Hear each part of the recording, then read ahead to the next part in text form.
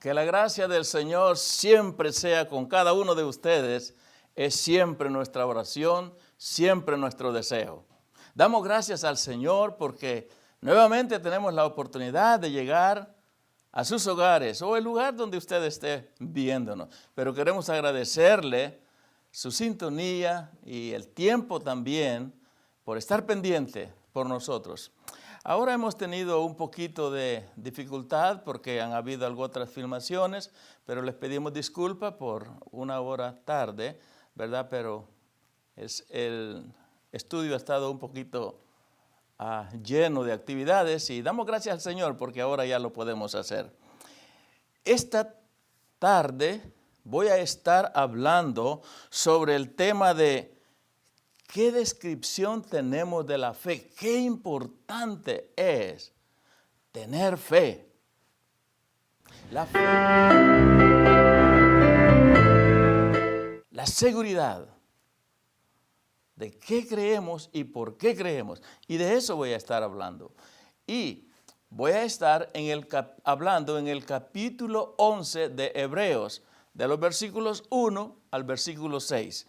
Espero que podamos aprender este día mucho de la palabra del Señor. Las hermanas Marta, Rina e Iris nos traen la alabanza, alabad el nombre del Señor. Espero que sea de bendición.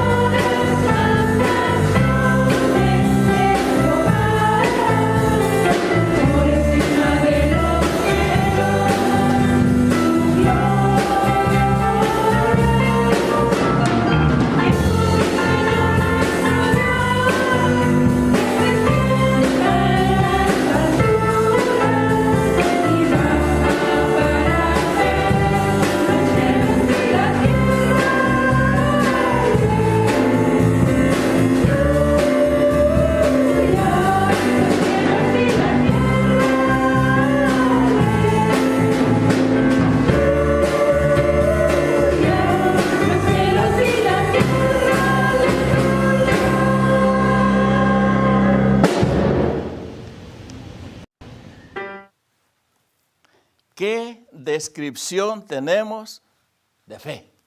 Hebreos 11, 1 a 6. Dice así: es pues la fe, la certeza de lo que se espera, la convicción de lo que no se ve. porque por ella alcanzaron buen testimonio los antiguos. Por la fe entendemos haber sido constituido el universo por la palabra de Dios, de modo que lo que se ve fue hecho de lo que no se veía. Por la fe, Abel ofreció a Dios más excelente sacrificio que Caín, por lo cual alcanzó testimonio de que era justo, dando Dios testimonio de sus ofrendas, y muerto aún, habla por ella. Por la fe, Enoc fue traspuesto para no ver muerte, y no fue hallado, porque lo traspuso Dios. Y antes que fuese traspuesto, tuvo testimonio de haber agradado a Dios. Pero sin fe es imposible agradar a Dios, porque es necesario que el que se acerca a Dios crea que le hay y que es galardonador de los que le buscan. Oremos. Señor, te damos gracias por tu palabra. Ayúdanos, Señor, a tener esa fe en tus promesas. Amén. La fe no es basada en ilusiones en cuanto al porvenir, sino que mira el porvenir con absoluta convicción. En los primeros días de la persecución de la iglesia, trajeron a un humilde cristiano a los jueces, y él les dijo que no podían hacer nada para hacerlo dudar, porque él creía que si era fiel a Dios, Dios lo sería con él.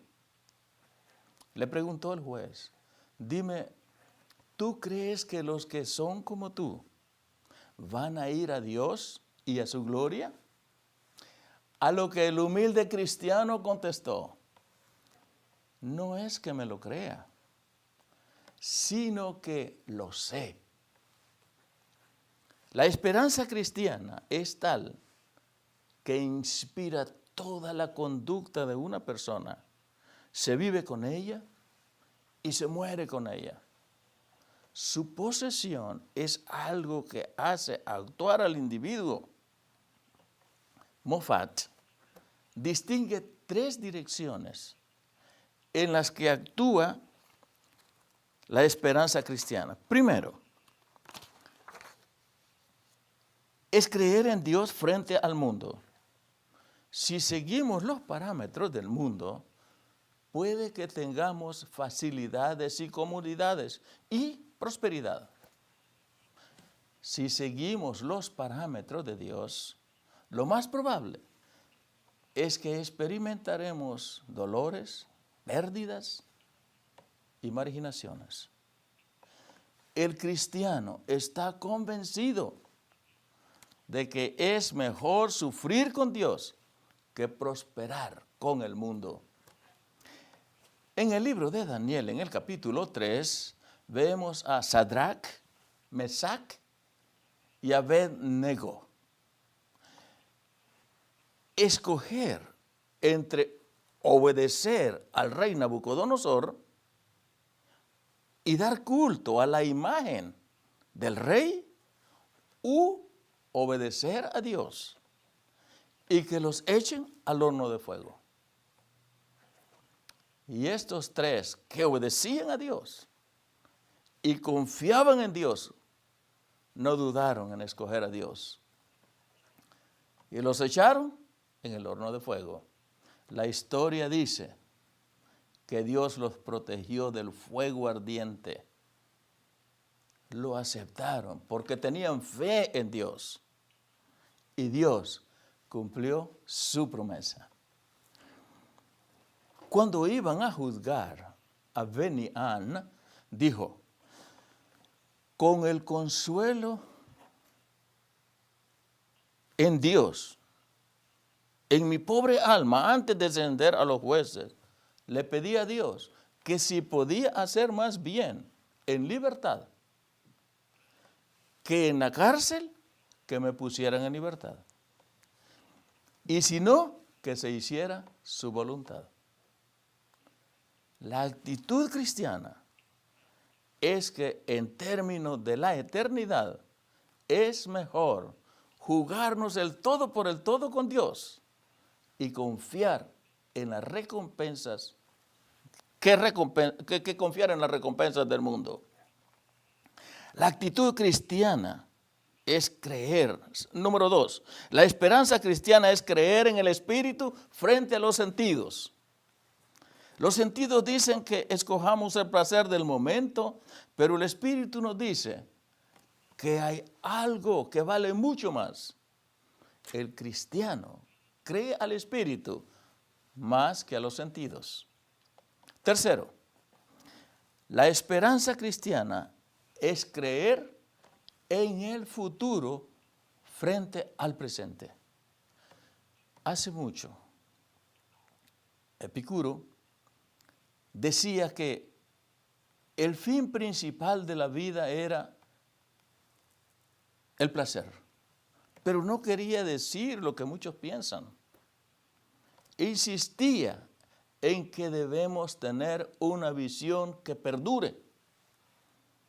Lo que parece atractivo en el momento puede traernos dolor en el futuro. Lo que nos hace un daño terrible en el momento puede que nos traiga la felicidad a la larga. Los cristianos estamos seguros de que a la larga nadie puede desterrar la verdad, porque grande es la verdad y al final prevalecerá. Parecía que los jueces habían eliminado a Sócrates y que Pilato había acabado con Cristo. Pero el veredicto del futuro le dio la verdad al del momento de aquel tiempo. Lo que Sócrates decía era una gran verdad y todavía tenemos esos principios. ¿Y qué podemos decir de los que creían en el mensaje de Cristo? Pilato no acabó con él. Lo que decía Cristo era lo cierto. Fosdick dice en alguna parte que Nerón condenó a Pablo, pero pasados los años, ¿qué es lo que vemos? Llamamos Pablo a nuestros hijos y Nerón a nuestros perros. Pablo enseñó la verdad. Hubieron muchos que creyeron y creemos en esa verdad con fe, con convicción.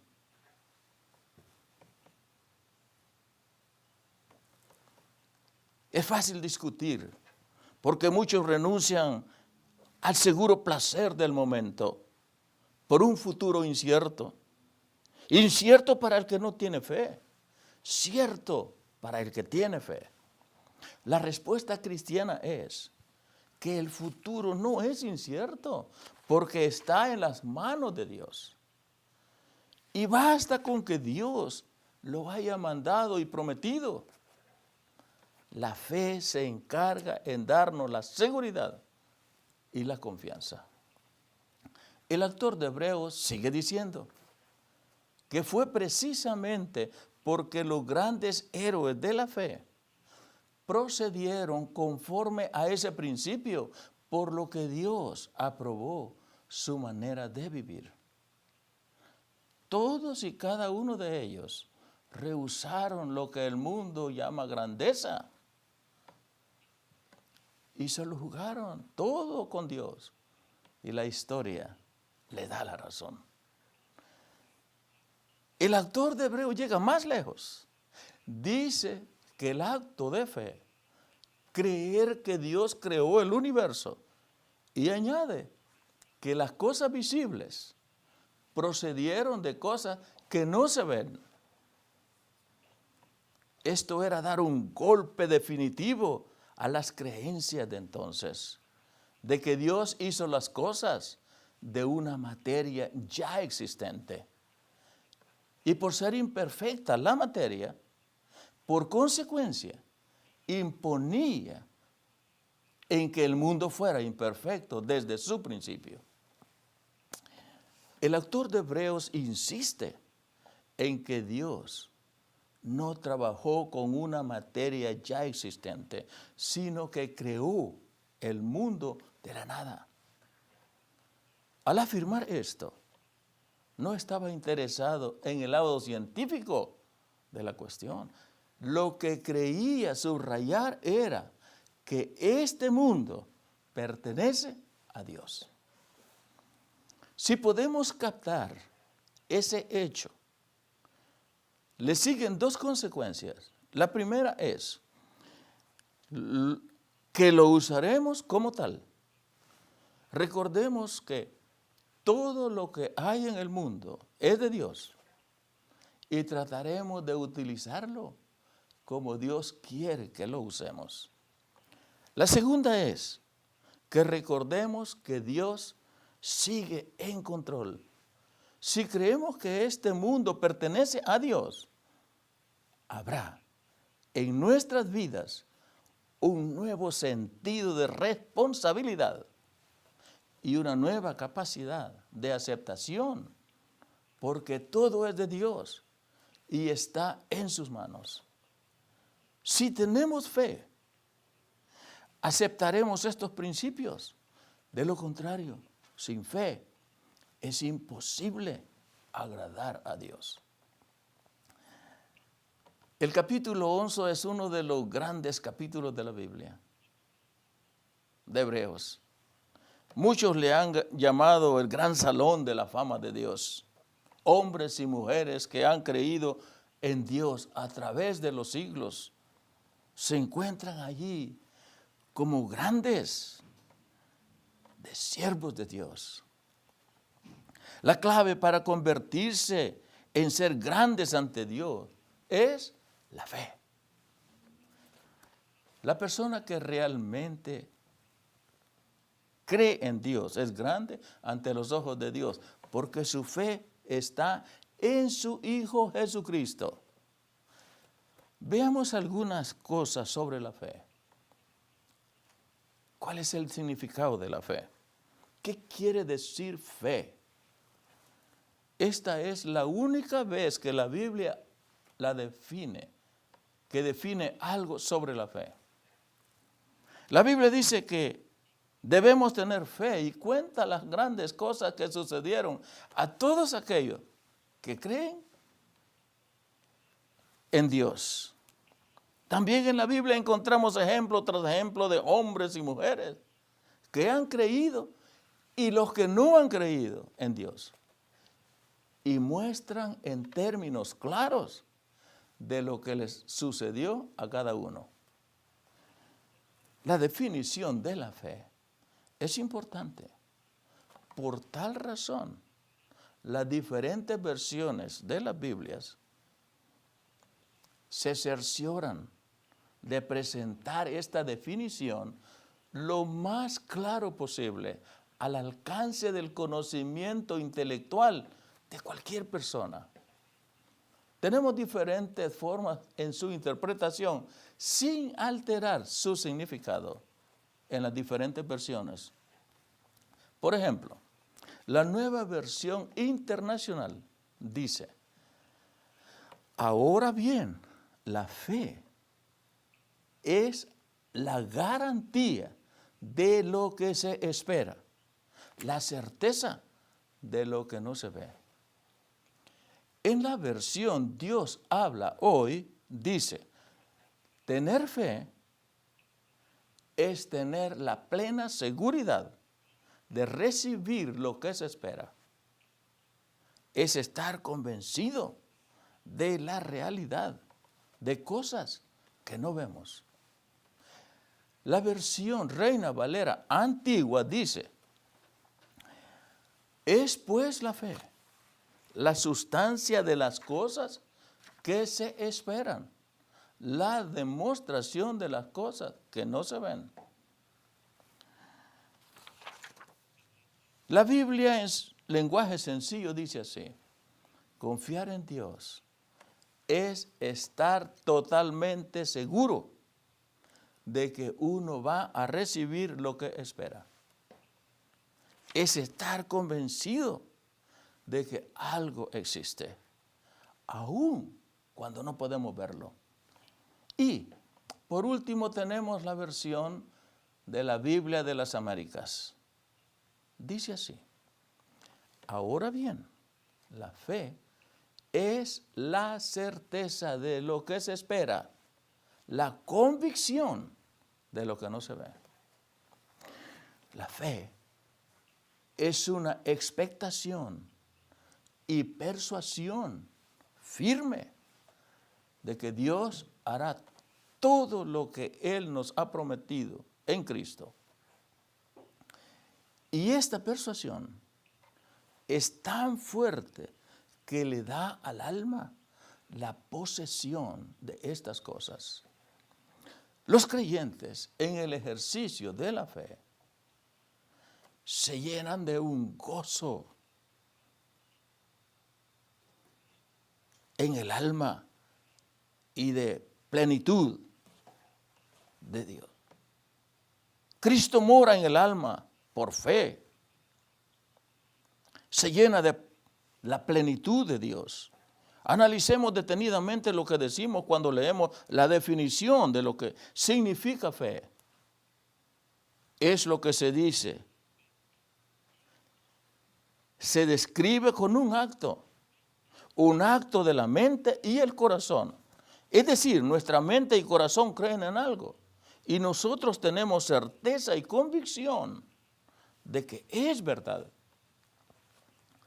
Los intérpretes antiguos entendieron por sustancia como ser real, naturaleza sustancial.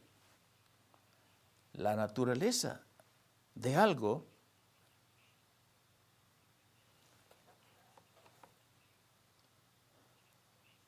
el creyente tiene fe porque tiene la certeza de pertenecer a la promesa de Dios sobre su salvación. No porque poseerá la salvación. Si alguien cree que poseerá algo, entonces dudará por no tener seguridad. Un ejemplo: dos personas dueñas de un título, de una propiedad, las dos desean hacer un préstamo. Una posee el título. La otra lo recibirá cuando el heredero muera. La pregunta aquí es: ¿cuál de las dos personas tendrá seguridad de obtener el préstamo? Lo mismo podríamos decir del creyente que tiene la seguridad de la salvación. Si uno piensa que será salvo hasta que muera, y el otro piensa que ya ha obtenido la salvación a través de Cristo, ¿quién tendrá más fe de recibir lo que pida a Dios en vida? Fe es obtener la sustancia de las promesas de Dios, la evidencia de lo que no se ve. Si yo poseo las promesas de Dios, la sustancia y la evidencia están allí. El hecho de poseerlas son la certeza y mi convicción. La sustancia y la evidencia, el hecho de que poseo la vida eterna, es el fundamento de mi certeza y mi convicción de nunca proveer y experimentar la muerte. La fe es confiar, creer, poseer y esperar algo. Y poseer todo lo que Dios es y dice, porque Dios existe y no miente. Algunos creyentes han aprendido a decir: creo que sí, Espero que así sea. Puede que sea así. Pueda que no sea así. Podría ser cierto. Podría no ser cierto. Algunas veces dicen también, no tengo nada que perder, solo la de ganar, si pongo mi confianza en Dios. Pensemos en esto. Permítame decirle, Dios no es lotería para decir, por si gano con Él. La verdadera fe bíblica data sola con la verdad y la realidad. Conocer lo que es real, experimentarlo, lo que es real y poseer lo que es real. ¿Cuál es la recompensa de la fe? Los antiguos grandes hombres de Dios creyeron en Él y lo siguieron. Arriesgaron toda su vida con todo lo que eran y poseían por la razón de que tuvieron fe en Dios. Y lo mejor de todo esto es que como ejemplo de estas vidas entregadas a Dios, el bendito Dios los ha honrado, llevándolos a casa a que estén con Él. La recompensa de la fe es la aprobación de Dios. Y cuando Dios nos aprueba, Él nos acepta ante su presencia eterna. Esto significa sencillamente que Dios nos cuida y nos protege. Nos da la victoria sobre todos los enemigos de este mundo, incluso la muerte, y lo hace para toda una eternidad. Las promesas de Dios se convierten en una realidad viva en nuestras experiencias, tanto a diario como eternamente. Juan 3:15, para que todo aquel que en Él cree no se pierda, mas tenga vida eterna. Primeramente, doy gracias a Dios, dice Pablo en Romanos 1:8, mediante Jesucristo con respecto a todos vosotros, de que vuestra fe se divulgue por todo el mundo. El entendimiento básico de la fe. Esto puede conseguirse solo por medio del nuevo nacimiento. Comprender significa usar el cerebro, usar la mente. No comprendemos con el corazón. Algunas veces decimos, lo he guardado en mi corazón, pero nunca diremos, ahora que lo comprendo con mi corazón. Todo entendimiento entra por el pensamiento. Luego viene el raciocinio o razonamiento. Y luego el ser humano lo procesa para tomar decisiones. En el momento en que confiamos en Cristo, nos apropiamos del valor de su sangre. Hablando en sentido figurado, rociamos nuestro corazón con la sangre como los israelitas rociaron sus puertas con la sangre del Cordero de la Pascua. Esto nos libra de una mala conciencia. Nuestro testimonio es, la conciencia no nos condena más, porque la virtud de su sangre preciosa nos lavó y purificó una vez para siempre. Limpios delante de la presencia de Dios. El entendimiento se basa en 4 elementos. Primero, analizar y observar el mundo, estudiándolo y pensando sobre su origen, propósito y fin. Segundo, la Biblia, la palabra de Dios, la revelación escrita de Dios. Tercero, el Señor Jesucristo, la revelación viva de Dios. Cuarto, el testimonio del Espíritu Santo que se le da a todo creyente. El poder espiritual de la fe. El poder de la fe es el mensaje del Evangelio glorioso. Es la esperanza gloriosa que Dios ha dado desde el comienzo de los tiempos. La fe tiene el poder de considerarse como justicia. No se puede hacer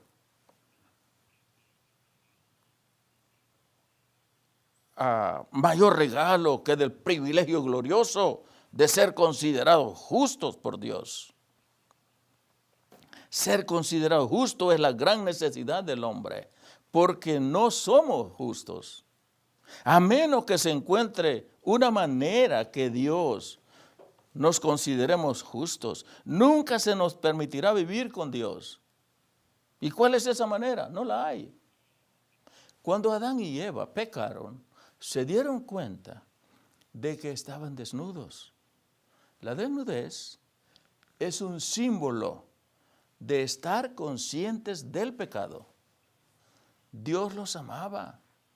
Por tanto, Él les proporcionó vestiduras para cubrir su desnudez. ¿Qué clase de vestiduras eran esas? ¿Abrigos o pieles de animales? Este era un símbolo que apuntaba a la sangre de Jesucristo, la sangre del Hijo de Dios, que tenía que derramarse para cubrir los pecados del hombre. Para obtener las pieles y poder cubrirse, era necesario matar a un animal. Para lavarse con la sangre, era necesario que alguien muriera para obtener tal sangre. El hombre tenía que morir por sus propios pecados. O de lo contrario, se tenía que sacrificar un sustituto por sus pecados. Adán y Eva enseñaron esto a sus hijos. Hebreos 11:4. Por la fe, Abel ofreció a Dios más excelente sacrificio que Caín, por lo cual alcanzó testimonio de que era justo, dando Dios testimonio de sus ofrendas, y muerto, aún habla por ella. Aquí hay una gran lección para meditar en ella. Abel murió por dar lo mejor a Dios. Caín vivió por no dar lo mejor a Dios. ¿Qué significa lo mejor? Lo mejor que tenemos para Dios podría ser nuestra vida. Por mucho tiempo en el Antiguo Testamento se creyó que la vida del ser humano estaba en la sangre del hombre. Ahora creemos que la vida del ser humano está en la sangre derramada de nuestro Señor Jesucristo. Por ella somos limpios para obtener vida abundante. Cuando el ser humano es limpio de la sangre de Cristo, el Hijo de Dios, el hombre puede entregarse y someterse a Dios, cosa que no es fácil humanamente hablando. La pregunta podría entonces ser, ¿estoy dispuesto a someterme hasta morir por Cristo? ¿Qué significa morir por Cristo?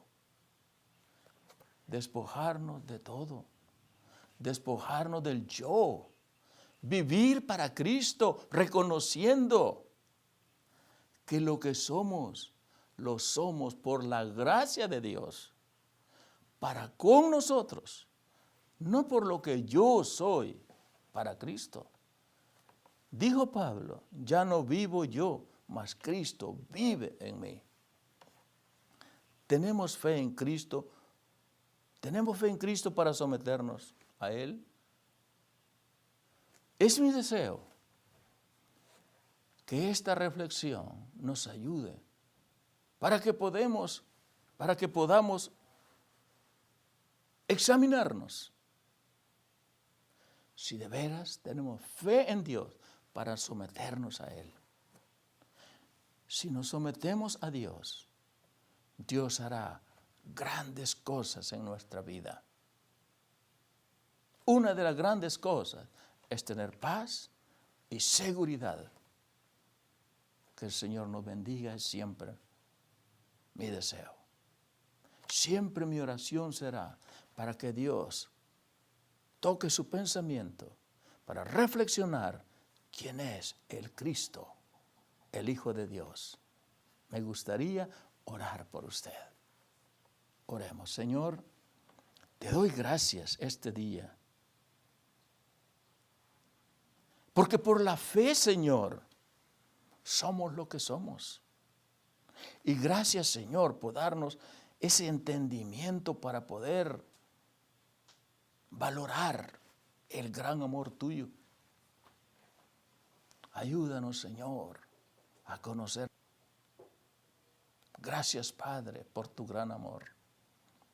Señor, yo no conozco el corazón de nadie de los que están escuchando, ni tengo el poder para poder operar en ellos.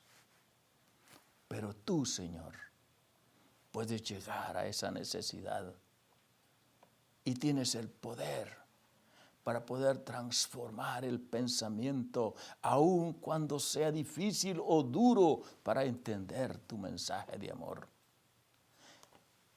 Pido, Señor, en el nombre de tu Hijo amado, nuestro Señor Jesucristo, que tú bendigas grandemente a todas estas personas que fielmente están escuchando tu palabra para aprender y gozarnos de tu gran maravilla,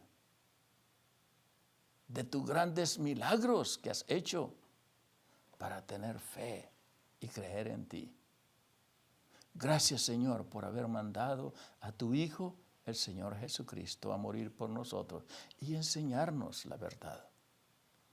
Bendice, Señor, a cada uno. Bendíceme a mí.